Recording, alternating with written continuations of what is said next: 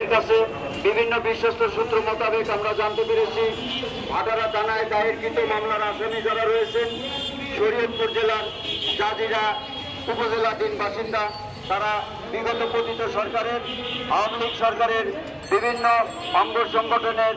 নেতৃবৃন্দের দাবিদার থাকার সুবাদে তারা একের পর এক নৈরাজ্যকর এবং ভয়ঙ্কর সন্ত্রাসী তাণ্ডব ঘটিয়েছে। অত্যন্ত দুঃখের বিষয়, বর্তমান ভাটারা থানার ওসি তদন্ত সুজন হক, যিনি তৎকালীন ওই সময়ে জাজিরা থানার ওসি তদন্ত হিসাবে দায়িত্বরত ছিলেন, হয়তোবা তারই সুবাদে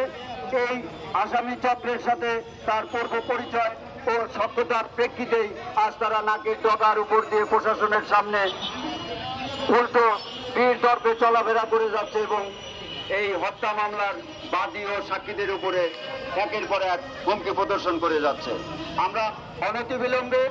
এই অভিযুক্ত আসামিদের আইনের আওতায় দেখতে চাই এবং সারা দেশের মানুষের কাছে বিনয়ের সাথে এই অসহায় ভুক্তভোগী পরিবার এই মামলার বাদী ও সাক্ষীদের নিরাপত্তা নিশ্চিত করতে চাই।